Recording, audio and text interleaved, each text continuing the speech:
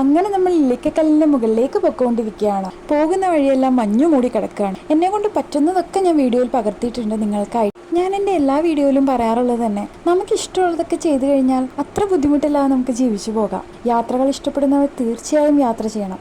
നിങ്ങൾ ഈ വീഡിയോയിൽ കാണുന്നതിനേക്കാളും വളരെ വളരെ മനോഹരമാണ് ഇവിടുത്തെ കാഴ്ചകൾ. അത് നേരിട്ട് തന്നെ ആസ്വദിക്കണം. ആ കല്ല് നേരിട്ട് കണ്ട എക്സൈറ്റ്മെൻ്റ് ആണ് നിങ്ങളിപ്പോൾ കണ്ടത്.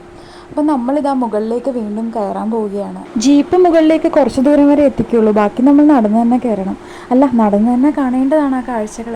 അത്ര മനോഹരം, വാക്കുകൾ എനിക്ക് കിട്ടുന്നേ ഇല്ല നിങ്ങളോട് പറയാനായിട്ട്. മുകളിലേക്ക് കയറുന്ന ഓരോ വഴിയും കുറച്ച് ഡിഫിക്കൽട്ടാണ് കയറാനായിട്ട്. പക്ഷെ നമ്മളുടെ ഡെസ്റ്റിനേഷൻ എത്തണമെങ്കിൽ നമ്മൾ കയറുക തന്നെ വേണമല്ലോ. സത്യം പറഞ്ഞാൽ ഞാൻ തളർന്നു ഗൈസ്. എന്നെ കൊണ്ട് കയറാൻ പറ്റുമെന്ന് പോലും ഞാൻ കരുതിയതല്ല. പിന്നെ ഒരു റീലും തണുപ്പത്തൊരു ഐസ്ക്രീമോ നിർബന്ധമാണ്. അപ്പം നമ്മൾ തിരിച്ചു പോവുകയാണ്. പുതിയൊരു യാത്രാവിശേഷങ്ങളായി പിന്നെ വരാം. ടാറ്റാ.